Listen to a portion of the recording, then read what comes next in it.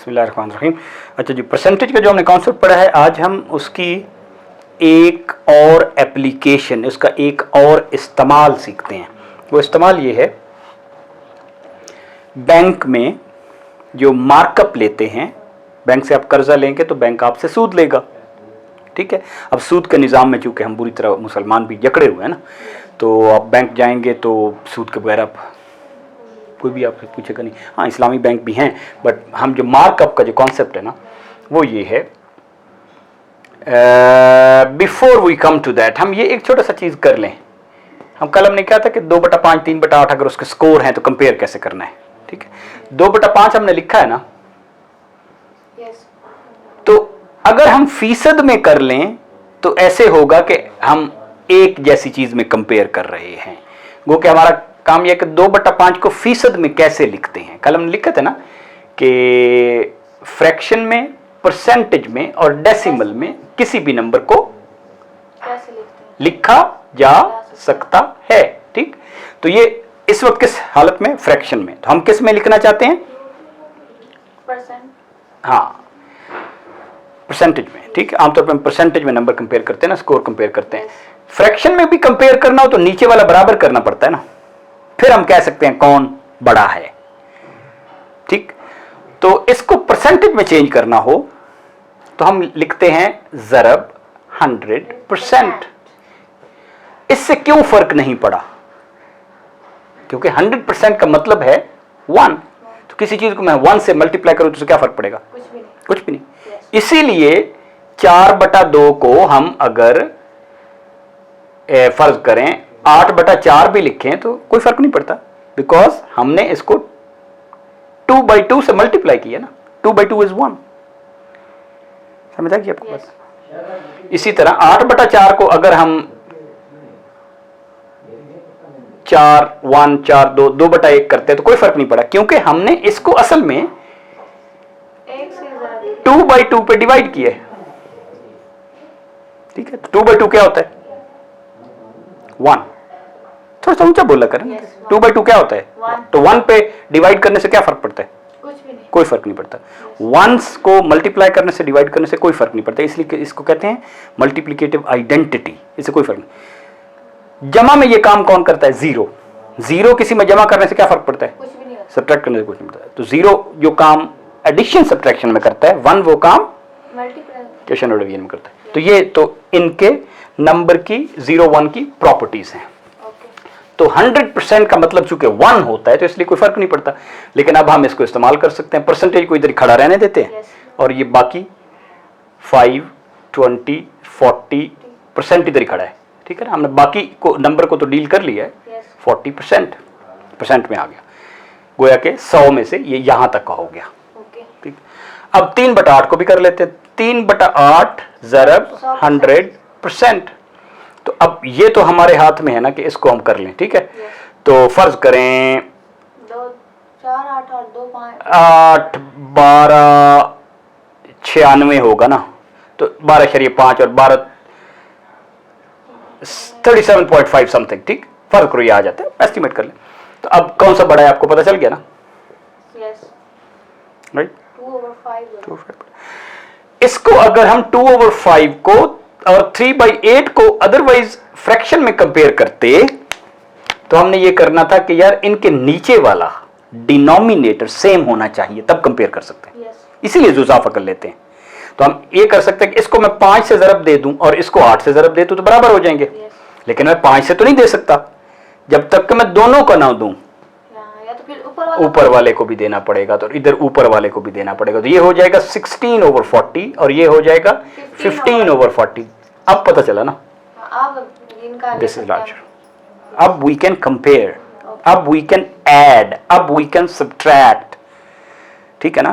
Compare, add, subtract करने के लिए नीचे डिनोमिनेटर को सेम करना पड़ता है। This we already know, fine, good. तो ये एक परसेंटेज का इस्तेमाल है कि परसेंटेज से हम मुख्तलिफ क्वांटिटीज को कंपेयर करते हैं इन रियल लाइफ, ठीक है ना। मसलन मैं कहूं कि जी पाकिस्तान की आबादी इतनी थी, इतनी हो गई, ठीक है, मॉरिशस की आबादी या मलेशिया की आबादी इतनी थी, इतनी होगी, तो मैं परसेंटेज में कंपेयर करूंगा, कितने परसेंट बढ़ी, नंबर मुझे नहीं सही बताते, कितने परसेंट कम। हाँ exactly, now you are talking sense, math is about talking sense. Okay, देखिए बैंक से आपने, हम मार्कअप की बात कर रहे हैं, मार्क अप, वैसे बाय द वे इसको हासे के लिए हम जब पढ़ते थे हम कहते थे मार्क कप, तो मार्क अप ही है ना, मतलब ये इकोनॉमी को भी ये मार्क अप भी कर देता है, तकरीबन बेड़ा कर देता है। एनीवे, तो ये है कि 1000 रुपया आपने बैंक से लिया और बैंक आपको अब मार्क अप तो करेगा, राइट। अब फर्ज करें आपने 3 साल के लिए है, 3 साल के लिए लिया है, ठीक, तो 1 साल इधर खत्म होगा, फिर दूसरा साल इधर खत्म होगा, और फिर तीसरा साल इधर खत्म होगा। ये आपके पीरियड्स हैं, period number 1, end of the period 2, end of the period 3, end of the period 3 आपने पैसे वापस करने, ठीक। अब एक तो तरीका हो सकता है कि बैंक आपके साथ ये काम करे, फर्ज करें बैंक से आपने रेट भी तय कर लिया है कि ये 10% मार्कअप पे आपने लिया है, हर साल आपने कितना पे करना है बैंक को, 10%, और 3 सालों के लिए, 3 years, ठीक। अब इस पीरियड में 10% इसका कितना हो जाएगा, एक 0 हटा दें, 100, ठीक। और अगर यही 100 जो पहली एक दफा कैलकुलेट किया, यही मुझे 3 सालों में देना पड़े, इसी पे मैं कैलकुलेट कर रहा हूं, और तीसरे साल में भी इसी पे कैलकुलेट कर रहा हूं, तो मुझे तो सिर्फ 300 देने पड़ेंगे। इसका मतलब है कि अब जो मुझे देने हैं वो ओरिजिनल मनी, और उस पे सूद कितना, मार्कअप कितना, 300, और मुझे कितने देने पड़ेंगे, 1300 वापस करना पड़ेगा।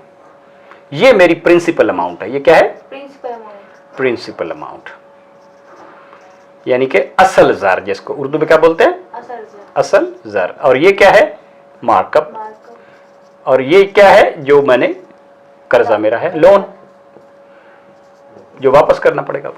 एक ये तरीका है बैंक का, लेकिन बैंक इस तरह नहीं चलता आमतौर पे, बैंक इससे ज्यादा खतरनाक तरीके से चलता है, जो आपको फंसाता है वो ये है, वो ये करता है बैंक कि मैंने आपको 1000 रुपया दिया, ठीक है जी, 10% और 3 साल, मैं आपसे पहले साल 100 रुपया लेता हूं, बैंक कहता है अगर आप ये 100 वापस करते, तो अब इस वक्त आप पे कर्जा तो 100 जमा, 1000 जमा 100, 1100 हो चुका है ना, कितना, 1100, 1000 जमा 100, 1100, तो मैं अगले साल में 1000 पे कैलकुलेट नहीं करूंगा, 1100 पे कैलकुलेट करूंगा, राइट, 1100 पे कैलकुलेट करूंगा। अब 1100 का 10%, 1100 का 10%, तो वो हो जाएगा 110। अब आप बैंक के कितने मकरूज हैं, 1100 जमा 110, 1210 रुपए के मकरूज हो गए आप।